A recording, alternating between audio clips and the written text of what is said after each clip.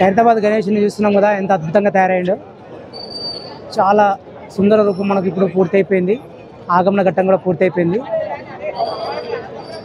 హైదరాబాద్లో పెద్ద గణేష్ని ఏర్పాటు చేసి 70 ఏళ్ళు అవుతుంది. ఈ సందర్భంగా 70 అడుగుల విగ్రహాన్ని ఏర్పాటు చేసి ఈసారి మట్టి గణేశుడు.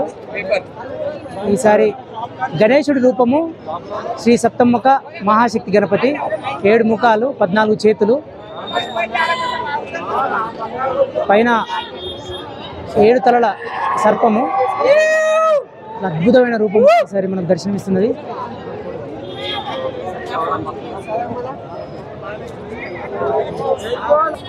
కుడివైపు ఉన్న ఉపమంటపంలో కూడా శ్రీనివాస కళ్యాణ ఘట్టాన్ని అద్భుతంగా ఆవిష్కరించారు. శ్రీనివాసుడు, పద్మావతి అమ్మవారు, తర్వాత ఆకాశరాజు. ఈ విగ్రహాలు కూడా చాలా అద్భుతంగా తీర్చిదిద్దారు. చాలా కళాత్మకంగా ఉన్నాయి, సజీవంగా మనకు ఆవిష్కృతమయ్యాయి. హైదరాబాద్ పెద్ద గణేశుడి ఆగమన ఘట్టం సందర్భంగా ఇక్కడ ఏర్పాటు చేసిన సాంస్కృతిక కార్యక్రమాలలో జనాలందరూ కూడా డీజే డ్యాన్సులతో చాలా కోలాహలంగా గడుపుతున్నారు. భక్తులందరూ కూడా ఇక్కడ తరలి వచ్చేసారు. ముఖ్యంగా యూత్ ఎక్కువ మంది వచ్చారు. స్వామివారి భక్తి గీతాలకు ఆడుతూ పాడుతూ ఆగమన ఘట్టాన్ని అద్భుతంగా సక్సెస్ చేశారు. ఇక్కడ మనం ఖైరతాబాద్ గణేశుడి మండపం దగ్గర చూస్తున్నాం కదా, క్రౌడ్, ఎంత క్రౌడ్ ఉంది. చిన్న పెద్ద కూడా అందరూ ఇక్కడ బడా గణేశుని రూపాన్ని దర్శించుకొని చాలా ఆహ్లాదంగా గడుపుతున్నారు. విగ్రహం అయితే అద్భుతంగా వచ్చేసింది.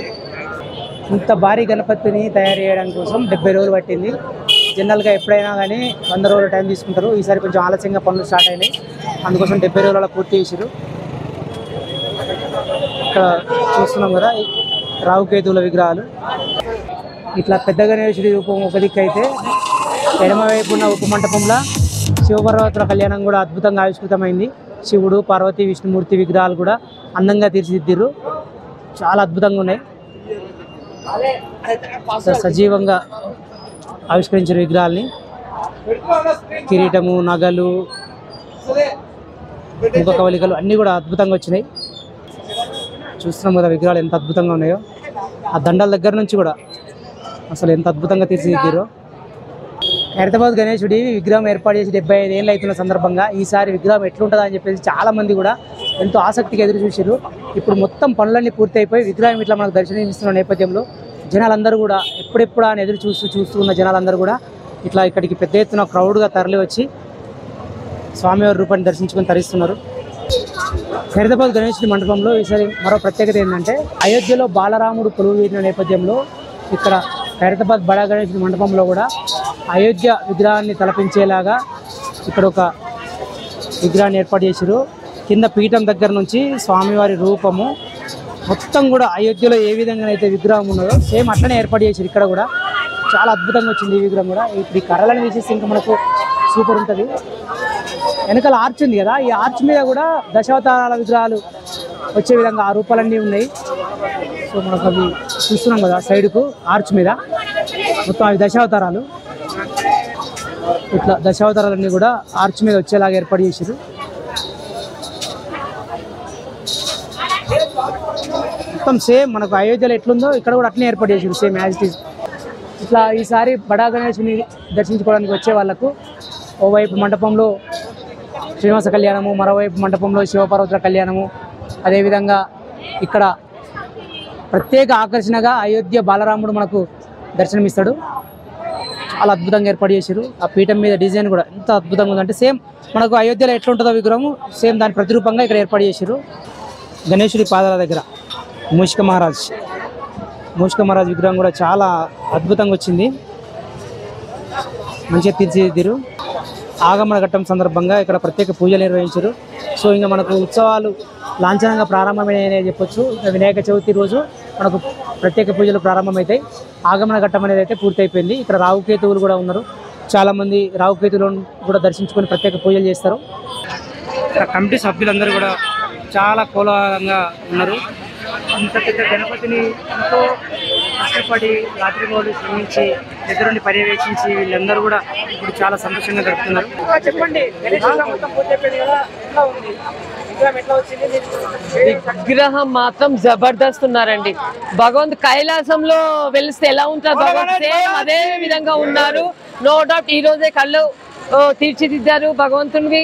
సో దాంతో పాటు మనకు హైదరాబాద్ యూత్ సెలబ్రేట్ చేసుకున్న విధానం అయితే మాత్రం అద్వితీయంగా ఉంది. ఎంతైతే మనకు హైదరాబాద్ గణపతి ఎంత అద్వితీయంగా కనిపిస్తుందో ఈ యూత్ సెలబ్రేషన్స్ కూడా దానంత అద్వితీయంగా కనబడుతున్నాయి.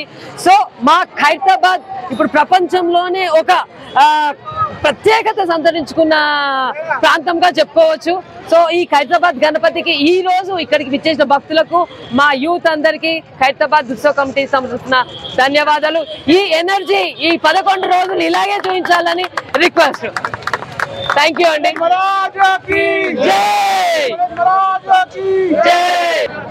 ఈరోజు మన హైదరాబాద్ మన ఉత్సవ కమిటీ యూత్ ప్రజలందరికీ ధన్యవాదాలు.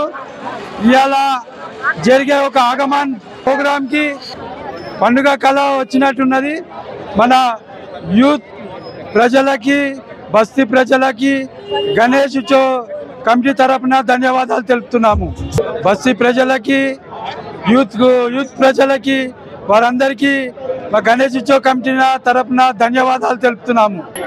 ఇంకో విషయం ఏమనగా మన ఖైరతాబాద్ పోలీసు వాళ్ళకు కూడా గణేష్ ఉత్సవ తరఫున ధన్యవాదాలు తెలుపుతున్నాము. ఎందుకంటే ఈ యొక్క ప్రోగ్రామ్ని ఇంత సక్సెస్ఫుల్గా జరిపినందుకు వాళ్ళు పర్మిషన్ ఇచ్చినందుకు కూడా నాగరాజ్ సార్కి ఇంకా వేరే అందరు పోలీసు బందోబస్తు చేశారు. వాళ్ళందరికీ నా ఒక ధన్యవాదాలు తెలుపుతున్నాము. ఇక్కడ ఖైరతాబాద్ గణేష్ ఆగమనం సందర్భంగా పోలీసులు కూడా భారీ ఎత్తున మోహరించారు. ఇక్కడ ఉన్నతాధికారుల నేతృత్వంలో భద్రతా చర్యల్ని పర్యవేక్షిస్తున్నారు. మొత్తానికైతే ఖైరతాబాద్ గణేష్లు దర్శనమిస్తున్నారు. ఈ కర్రలని తీసేసిన తర్వాత ఇంకా మంచిగా పడుతుంది గణేశులు. ఇంకా ఉమ్మంటపల్లలో కూడా కర్రలని తీసేయాల్సింది. భక్తుల పోరాటం అయితే చాలా పెద్ద ఎత్తున ఉంది.